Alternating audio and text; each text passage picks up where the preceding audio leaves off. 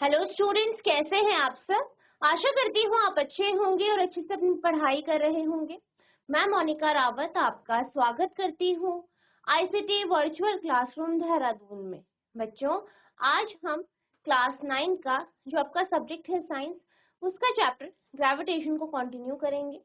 पिछले लेक्चर में हमने ग्रेविटेशन यानी गुरुत्वाकर्षण के कॉन्सेप्ट को जाना था। साथ ही साथ हमने ये देखा था कि जो आपका गुरुत्वाकर्षण का सार्वत्रिक नियम है यानी यूनिवर्सल लॉ ऑफ ग्रेविटेशन है वो क्या है, उसको हमने मैथमेटिकली भी यहाँ पे डिराइव करके देखा था। और साथ ही साथ हमने उसके बेस में एक क्वेश्चन भी सॉल्व किया था। आई होप आपको ये क्वेश्चन अच्छे से समझ में आया होगा, आपने इसे नोट किया होगा। आज हम इसके आगे के जो प्रश्न हैं उन्हें डिस्कस करेंगे, साथ ही साथ जो आपके आगे के टॉपिक्स हैं उन्हें भी पढ़ेंगे।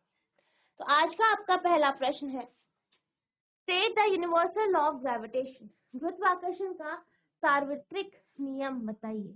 यानी आपको ये बताना है कि गुरुत्वाकर्षण का जो सार्वत्रिक नियम है वो क्या है। अब जैसे कि हम जब भी यूनिवर्सल लॉ ऑफ ग्रेविटेशन की बात करते हैं तो हमने क्या पढ़ा था, हमने एक स्टेटमेंट पढ़ी थी जिसके अकॉर्डिंग हमने एक मैथमेटिकल फॉर्मूला निकाला था। क्या कहा था कि जो फोर्स होता है, जो बल होता है, ठीक है, मैथमेटिकली हमने देखा था कि जो फोर्स होता है, कौन सा फोर्स, वह बल जो कि इस ब्रह्मांड में दो पिंडों के बीच में लग रहा है या दो ऑब्जेक्ट्स के बीच में लग रहा है, तो वो जो बल होता है वो डायरेक्टली प्रोपोर्शनल होता है।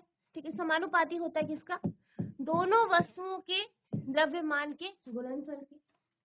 और व्युत्क्रम होता है इन दोनों के बीच की दूरी के स्क्वायर के। यानी हमारे पास आया था F directly inverse proportional to mm upon d square या F equals to g m upon d का स्क्वायर। तो ये हमारे पास फोर्स का फॉर्मूला आया था। और यहाँ पे हमने यही पढ़ा था स्टेटमेंट में कि इस ब्रह्मांड में, या अगर हम बोले कि यहाँ क्या होता है, हर एक पिंड दूसरे पिंड को अपनी तरफ आकर्षित करता है, अट्रैक्ट करता है एक बल के साथ। जो बल क्या होता है, दोनों वस्तुओं के द्रव्यमान के गुणनफल के बराबर जो है समानुपाती होता है और इनवर्सली प्रोपोर्शनल होता है दूरी के स्क्वायर के। तो यही आपका यूनिवर्सल लॉ ऑफ ग्रेविटेशन था। ठीक है, तो अब हम देख लेते हैं आप स्टेटमेंट कैसे लिखेंगे। The universal law of gravitation states that every object in the universe attract every other object with a force called the gravitational force। क्या कहा गया है, कहा यह गया है कि जो गुरुत्वाकर्षण का सार्वत्रिक नियम है वह यह कहता है कि हर एक वस्तु, इस ब्रह्मांड में हर एक वस्तु दूसरी वस्तु को अट्रैक्ट करती है यानी आकर्षित करती है एक बल के साथ, जिसे हम क्या कहते हैं, गुरुत्वाकर्षण बल यानी ग्रेविटेशनल फोर्स कहते हैं। The force acting between the two object is directly proportional to the product of their masses. अगर बल की बात की जाए तो बल क्या होता है, बल दोनों वस्तुओं के द्रव्यमान के गुणनफल के समानुपाती होता है and inversely proportional to the square of distance between their center. और इनवर्सली प्रोपोर्शनल होता है किसके, दोनों पिंडों के जो सेंटर से दूरी है, एक दूसरे के सेंटर से जो दूरी है, केंद्र से जो दूरी है उसके स्क्वायर। ठीक, तो हम उसको मैथमेटिकली इस तरीके से भी लिख सकते हैं, F directly proportional to mm, F directly proportion है 1 अपॉन डी स्क्वायर के, दोनों को कंबाइन करेंगे तो F डायरेक्टली प्रोपोर्शनल आ जाएगा mm अपॉन डी स्क्वायर, यानी F बराबर gmm अपॉन डी स्क्वायर। तो ये हमारा फाइनल मैथमेटिकल स्टेटमेंट यहाँ पे आ जाएगा। ठीक है, तो ये आपका मैथमेटिकल यहाँ पे स्टेटमेंट है। ठीक है, तो ये आपका फाइनल यहाँ पे आंसर आ जाएगा। तो इस तरीके से आपको यहाँ पे आंसर यहाँ पे लिखना है, आप इसे नोट करेंगे।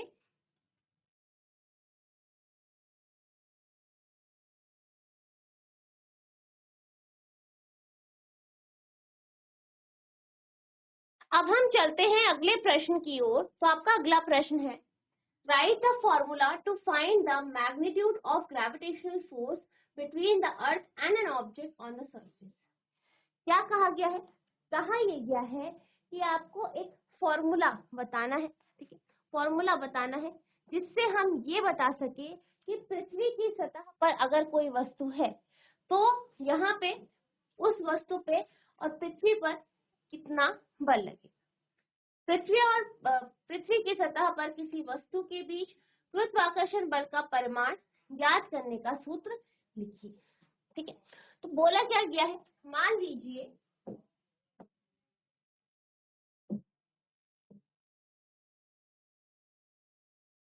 ये पृथ्वी है और एक वस्तु है जो इसकी सतह पर यहाँ पे है।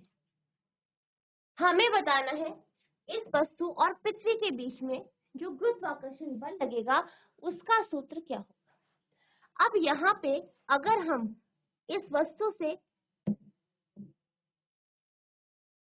पृथ्वी के केंद्र की दूरी की बात करें तो क्योंकि आपकी जो वस्तु है वो सतह पर है, बहुत छोटी है, तो हम इसको क्या मान लेते हैं, नेग्लिजिबल, ना के बराबर मान लेते हैं। यानी हम ये कह सकते हैं कि पृथ्वी और वस्तु के बीच में जो दूरी है वो पृथ्वी के रेडियस यानी उसकी जो त्रिज्या है उसके बराबर। तो यहाँ पे जो आप दूरी लेंगे वो r लेंगे, ठीक। अब हम क्या करते हैं, कैपिटल M जो है पृथ्वी का द्रव्यमान मान लेते हैं और वस्तु का द्रव्यमान स्मॉल m यहाँ पे मान लेते हैं, ठीक। तो आप लिखेंगे मान ले पृथ्वी का द्रव्यमान कैपिटल M है तथा वस्तु का द्रव्यमान कितना है, स्मॉल m, तथा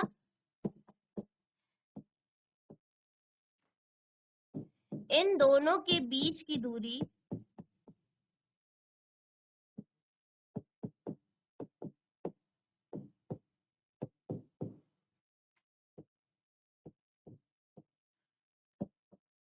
r है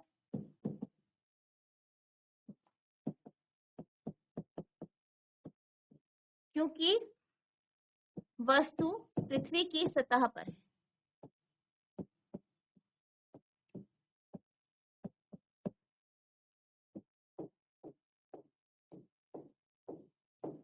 ठीक है, नोट करेंगे इसे।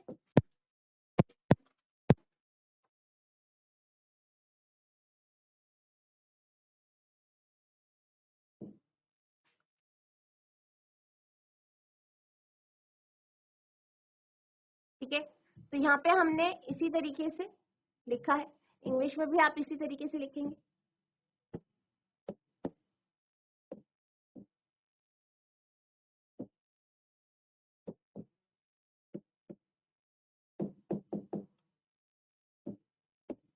ठीक, अब इसके बाद हमने मान लिया, इसके बाद आप क्या करेंगे, आप जो है जो आपने यूनिवर्सल लॉ ऑफ ग्रेविटेशन का फॉर्मूला पढ़ा है उसे आप लेंगे, क्या है, F बराबर G M M upon D का स्क्वायर। यहाँ पे आप क्या करेंगे, डी की जगह कैपिटल आर लिखेंगे, एम आपका पृथ्वी का द्रव्यमान है उसे एज इट इज रखेंगे, स्मॉल एम आपकी वस्तु का द्रव्यमान है उसे एज इट इज रखेंगे, तो ये आपका पास हो जाएगा F बराबर G M M upon R. ठीक, इसी तरीके से आपको ये लिखना, ठीक। Consider F as the force of attraction between an object on the surface of earth and the earth, ठीक है। क्या कहा गया है कि हम मान लेते हैं F जो है वो बल है, कैसा है, आकर्षण बल है वस्तु तथा पृथ्वी के बीच में, और जो पृथ्वी की सतह पर वस्तु है उसके बीच में, सॉरी वस्तु और पृथ्वी के बीच में, ठीक है। ऑल्सो कंसीडर M, और आपको क्या समझना है कि जो m है, m as the mass of the object on the surface of the earth, और स्मॉल m क्या है, वस्तु का द्रव्यमान है, उस वस्तु का द्रव्यमान जो कि पृथ्वी की सतह पर है, and capital M as the mass of earth, और कैपिटल M क्या है, पृथ्वी का द्रव्यमान है। The distance between earth center and object. अब यहाँ पे बात की गई है कि जो पृथ्वी का केंद्र है और जो वस्तु का केंद्र है, इनके बीच की दूरी कितनी है। तो हमने यहाँ पे कैपिटल आर लिया है, जो कि क्या है, पृथ्वी की त्रिज्या। Therefore, the formula of the magnitude of the gravitational force between the earth and the object on the surface is given by। तो इसलिए जो हमारा फॉर्मूला होगा किसका, ग्रेविटेशनल फोर्स, गुरुत्वाकर्षण बल का जो फॉर्मूला होगा पृथ्वी और वस्तु के बीच में, वो होगा F बराबर G m upon R square. तो ये क्या होगा, आपका फोर्स या बल का फॉर्मूला होगा। F पृथ्वी और पृथ्वी की सतह पर किसी वस्तु के बीच का आकर्षण बल, m को पृथ्वी की सतह पर वस्तु का द्रव्यमान और कैपिटल M को पृथ्वी का द्रव्यमान माने। पृथ्वी के केंद्र और वस्तु के बीच की दूरी पृथ्वी की त्रिज्या यानी r के बराबर है। इसलिए पृथ्वी और सतह पर किसी वस्तु के बीच गुरुत्वाकर्षण बल के परिमाण का सूत्र इस प्रकार दिया जाता है, F बराबर G mm upon r square. ये आपका यहाँ पे फॉर्मूला है, ठीक है, नोट करेंगे इसे। अब हम चलते हैं अगले टॉपिक की ओर। तो आपका अगला टॉपिक है importance of the universal law of gravitation, यानी गुरुत्वाकर्षण के सार्वत्रिक नियम जो है उसकी इम्पोर्टेंस क्या है, उसका महत्व क्या है। अब जैसे कि हमने स्टार्टिंग में उदाहरण पढ़े, कुछ एग्जांपल्स हमने देखे। हमने ये देखा कि जो फल है वो पेड़ से नीचे गिरता है, पृथ्वी की ओर गिरता है, ठीक है। हमने और क्या देखा कि जो ग्रह हैं वो सूर्य का चक्कर काटते हैं, सूर्य की परिक्रमा करते हैं। इसके साथ साथ हमने ये देखा कि जो आपकी पृथ्वी है, पृथ्वी की परिक्रमा कौन करता है, चंद्रमा करता है, ठीक है। इसके साथ साथ ये जो हमारे जो ये उदाहरण थे, जितने भी हमने दो तीन उदाहरण पढ़े, इसमें हमने ये देखा कि जो पृथ्वी है वो सूर्य की परिक्रमा ग्रेविटेशनल फोर्स यानी गुरुत्वाकर्षण बल के कारण करती है। जितने ग्रह हैं वो पृथ्वी की परिक्रमा ग्रेविटेशनल फोर्स के कारण यानी गुरुत्वाकर्षण बल के कारण करते हैं। इसी तरीके से वस्तु पृथ्वी की ओर गिरती है, वो गुरुत्वाकर्षण बल के कारण है, यानी क्या कर रहा है, पृथ्वी वस्तु को अपनी तरफ बाइंड करके रख रही है, बांध के रख रही है। इसी तरीके से और भी बहुत सारे जगह है जहां पर गुरुत्वाकर्षण बल लगता है। जैसे आपने देखा होगा कि ज्वार भाटा आते हैं, ठीक है, समुद्र में ज्वार भाटा आते हैं, तो ये भी ग्रेविटेशनल पुल के कारण ही होता है। जो आपका चंद्रमा है और सूर्य है, उनके द्वारा जो पृथ्वी पर जो है गुरुत्वाकर्षण बल लगाया जाता है, उसी के कारण ज्वार भाटा या टाइड्स आते हैं, ठीक है। इसी तरीके से प्लैनेट्स और मून जो है वो जो है, जैसे आपके प्लैनेट्स जो है, ग्रह जो है वो सूर्य की परिक्रमा करते हैं, या जो मून है, चंद्रमा है, वो पृथ्वी की परिक्रमा करते हैं, ठीक है। तो ये कुछ इंपॉर्टेंट उदाहरण है जिनसे हम समझ सकते हैं कि किस प्रकार से ग्रेविटेशनल फोर्स यानी गुरुत्वाकर्षण बल बेहद महत्वपूर्ण है। The force that bind us to the earth, यानी वह बल जो हमें पृथ्वी से बांधे रखता है, ठीक। The motion of the moon around the earth, चंद्रमा का पृथ्वी के चारों तरफ परिक्रमा करना या गति करना। Motion of planets around the sun, यानी ग्रहों का सूर्य का चक्कर काटना या परिक्रमा करना। The tides due to moon and the sun, और ज्वार भाटा जो कि किसके कारण होते हैं, पृथ्वी और सूर्य के कारण होते हैं। तो ये सभी जो जितने भी हम यहाँ पे फिनोमिनास या जो भी आपके यहाँ पे आप फिनोमिना या परिघटना होते हुए देखते हैं, ये सारी की सारी परिघटना आपके ग्रेविटेशन यानी गुरुत्वाकर्षण बल के कारण होती है। इसलिए हम ये कह सकते हैं गुरुत्वाकर्षण बल यूनिवर्सली बेहद एक इम्पॉर्टेंट फिनोमिना है, जो कि हमें हम जो है यूनिवर्स में देखने को मिलता है, ठीक है। तो आप इसे नोट करेंगे।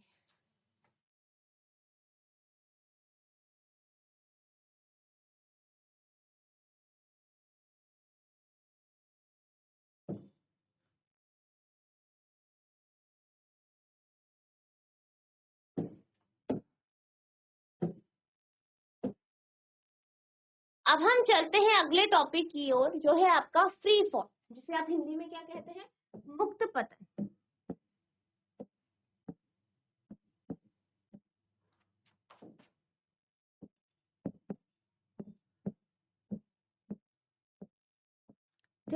मुक्त पतन। तो मुक्त पतन क्या होता है, आप इसको एक उदाहरण के माध्यम से समझ सकते हैं। आप अपने घर की छत पर गए, ठीक है, एक पत्थर लिया आपने, छत पर गए और आपने क्या किया, छत से पत्थर को छोड़ दिया, ठीक है, ऐसे गए और पत्थर आपने इस तरीके से छोड़ दिया। जैसे ही पत्थर छूटेगा वो नीचे चला जाएगा, ठीक है। तो यहाँ पे आपने क्या किया, पत्थर लिया ऐसे छोड़ दिया, यानी कोई बल नहीं लगा, जो पत्थर है वो अपने आप ही पृथ्वी की ओर आकर्षित हुआ, अपने आप ही पृथ्वी की ओर गए। तो यही आपका एक उदाहरण है मुक्त पतन का। तो मुक्त पतन क्या होता है, जब भी कोई वस्तु इस तरीके से गिरती है कि उस पर गुरुत्वाकर्षण बल का प्रभाव पड़ता है, यानी जब वो गिर रही है तो उसमें सिर्फ और सिर्फ गुरुत्वाकर्षण बल का प्रभाव पड़ रहा है, उसी गुरुत्वाकर्षण बल के कारण वो नीचे की ओर गिर रही है, तो हम ये कह सकते हैं कि वस्तु मुक्त पतन पर है। जैसे कि जो आपके स्काई डाइवर्स होते हैं वो भी ऐसे ही करते हैं। वो क्या करते हैं, वो जैसे आप यहाँ पे देख सकते हो उदाहरण कि एरोप्लेन से स्काई डाइवर कूदा, तो वो किसमें कूदता है, मुक्त पतन में। वो गुरुत्वाकर्षण बल के प्रभाव में कूदता है या गिरता है, फिर आपका पैराशूट खुलता है और आसानी से वो आराम से नीचे आ जाता है। तो यहाँ पे आपको हमेशा ध्यान रखना है, जब भी कोई वस्तु गुरुत्वाकर्षण बल के प्रभाव में पृथ्वी की ओर गिरती है तो हम ये कहते हैं कि वस्तु मुक्त पतन पर है। whenever object falls towards the earth under gravitational force alone, we say that the object is in free fall। यानी जब भी कोई वस्तु सिर्फ और सिर्फ गुरुत्वाकर्षण बल के प्रभाव में नीचे की ओर गिरती है या पृथ्वी की ओर गिरती है तो हम ये कहते हैं कि जो हमारी वस्तु है वो किसमें है, वो मुक्त पतन पर है, ग्रेविटेशनल फोर्स पर है और फ्री फॉल पर वो चल रही है। तो मुक्त पतन का क्या कहते हैं आप, फ्री फॉल, ठीक है। तो इस बात का आपको ध्यान रखना, नोट करेंगे इसे।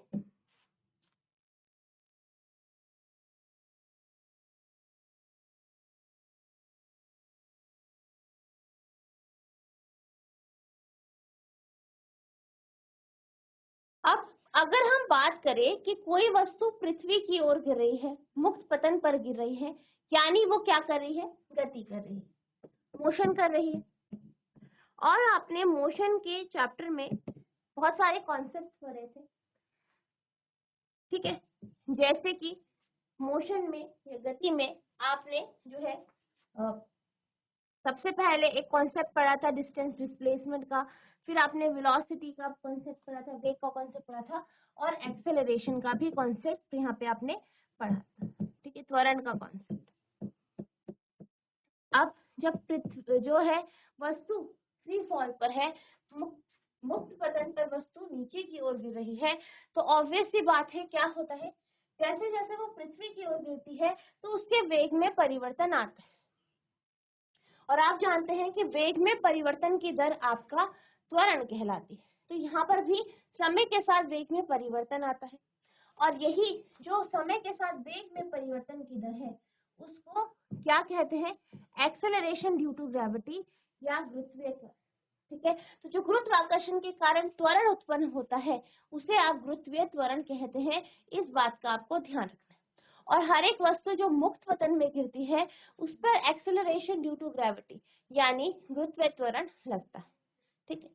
चाहे वस्तु कितनी भी दूरी से जो है गिराई जाए, चाहे नीचे से गिराई जाए, कहीं से भी गिराई जाए, तो जो है वस्तु आपकी मुक्त पतन में जब भी गिरती है तो उस पर जो एक्सेलरेशन या त्वरण लगता है उसे आप क्या कहते हैं, एक्सेलरेशन ड्यू टू ग्रेविटी या गुरुत्वीय त्वरण, ठीक है। जी से डिनोट करते हैं, इसका जो मान होता है वो 9.8 मीटर पर सेकेंड स्क्वायर होता है, ठीक है। तो इस बात का भी आपको ध्यान रखना है कि जब भी कोई वस्तु मुक्त पतन पर पृथ्वी की ओर गिरती है तो क्या होता है, वो गतिमान होती है। तो यहाँ पे वेग में परिवर्तन भी आता है। वेग में परिवर्तन समय के साथ होता है जिसे आप त्वरण कहते हैं और फ्री फॉल के केस में ये गुरुत्वीय त्वरण होता है यानी एक्सेलरेशन ड्यू टू ग्रेविटी, और इसे आप 9.8 मीटर पर सेकेंड स्क्वायर, ये क्या है इसकी वैल्यू होती, ठीक, ये आपको ध्यान रखना है। बहुत इंपॉर्टेंट है, क्योंकि आपके जितने न्यूमेरिकल होंगे वहां पे आपसे जो है जो है आपका ये कॉन्सेप्ट यहाँ पे इन्वॉल्व होगा। Whenever an object fall towards the earth, an acceleration is involved. यानी जब भी वस्तु पृथ्वी की ओर गिरती है तो उस पर एक त्वरण या एक्सेलरेशन लगता है। This acceleration is called acceleration due to gravitational force. इस त्वरण को हम क्या कहते हैं? इस त्वरण को हम जो है गुरुत्वीय त्वरण कहते हैं, या वह त्वरण जो गुरुत्वाकर्षण बल के कारण लग रहा है, और acceleration due to gravity. It is denoted by g, इसे हम स्मॉल जी से रिप्रेजेंट करते हैं। The unit of g is metre per second square, ठीक है। और क्या है यूनिट इसकी? Metre per second square. और पृथ्वी के लिए इसका मान जो है 9.8 मीटर पर सेकेंड स्क्वायर, ठीक है। तो ये आपका जी का कॉन्सेप्ट है, आप इसे नोट करेंगे।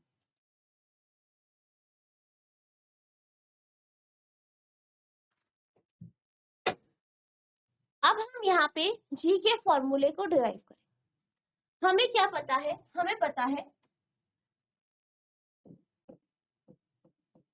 गुरुत्वाकर्षण के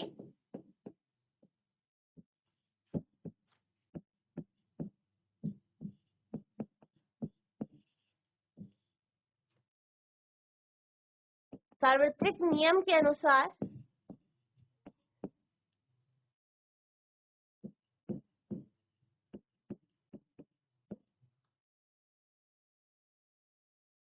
यानी अकॉर्डिंग टू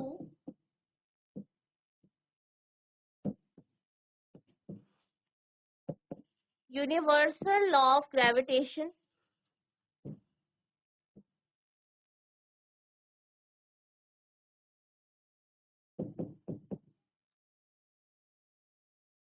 F बराबर होता है आपका G M M upon R का स्क्वायर, ठीक है। हमने क्या माना है? हमारे जो है पृथ्वी की सतह के ऊपर एक वस्तु है, ठीक। अब यहाँ पे जैसे हमने अभी फॉर्मूला डिराइव किया था कि इसकी दूरी यानी दोनों आपके पृथ्वी और वस्तु के बीच की दूरी हम r मानेंगे, ठीक है। पृथ्वी का द्रव्यमान कैपिटल M और वस्तु का स्मॉल m, ठीक है। तो इसके अकॉर्डिंग पहले आपका जो गुरुत्वाकर्षण का जो आपका फोर्स ऑफ ग्रेविटेशन का जो फॉर्मूला है वो आपका F बराबर G M M upon R square हो जाएगा। इसे आप इक्वेशन नंबर 1 माने। इसी के साथ साथ फोर्स का फॉर्मूला क्या होता है? F बराबर एम ए, एम वस्तु जिसपे एक्सेलरेशन लग रहा है और ए आपका एक्सेलरेशन होगा। अब वस्तु हमारी किसमें है? मुक्त पतन में।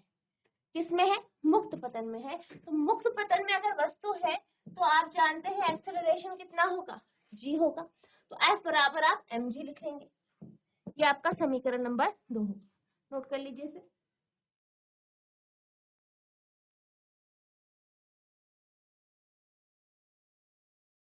अब पहली और दूसरी इक्वेशन को आप इक्वेट करेंगे क्योंकि इनका जो लेफ्ट हैंड साइड है वो बराबर है। तो क्या आ जाएगा? फ्रॉम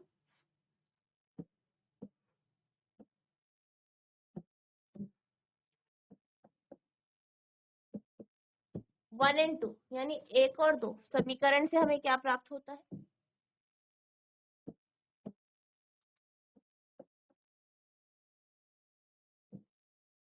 mg बराबर एम एम अपॉन आर का स्क्वायर। तो G M M upon R का, ठीक, ठीक है। अब यहाँ पर m दोनों बराबर है, कैंसिल हो जाएंगे क्योंकि दोनों क्या है? वस्तु का द्रव्यमान, ठीक है। तो हमारे पास आया g बराबर जी एम अपॉन आर का स्क्वायर, ठीक है। तो ये आपका g का फॉर्मूला आ गया है। यहाँ पे g क्या है? एक्सेलरेशन ड्यू टू ग्रेविटी यानी गुरुत्वीय त्वरण, capital G gravitational constant, m जो है पृथ्वी का द्रव्यमान यानी मास ऑफ अर्थ, और r जो है वो वस्तु यानी ऑब्जेक्ट और पृथ्वी के सेंटर के बीच की दूरी है। और यहाँ पे r हमारा क्या है? रेडियस ऑफ जो है अर्थ या पृथ्वी की त्रिज्या। ठीक है, तो इस तरीके से आप इस फॉर्मूले को डिराइव करेंगे, नोट करेंगे इसे। तो बच्चों आज हमने ये जाना कि गुरुत्वीय त्वरण क्या होता है, फ्री फॉल के कॉन्सेप्ट को हमने देखा, साथ ही साथ हमने ये देखा कि किस तरीके से अगर कोई वस्तु पृथ्वी की सतह पर मौजूद है तो उस वस्तु और पृथ्वी के बीच में फोर्स कितना लगेगा, ये भी हमने यहाँ पे जाना। तो आई होप आपको ये सारे टॉपिक्स अच्छे से समझ में आए होंगे, आपने इन्हें नोट किया होगा। नेक्स्ट लेक्चर में हम आगे के टॉपिक्स को पढ़ेंगे, तो जितना जो आपको पढ़ाया गया है इसे आपको रिवाइज करना है। अगर आपको कोई भी डाउट होगा तो नेक्स्ट लेक्चर में आप पूछ सकते हैं। तो बच्चों आज के लिए बस इतना ही, मिलते हैं हम नेक्स्ट सेशन में, तब तक के लिए thank you and have a nice day.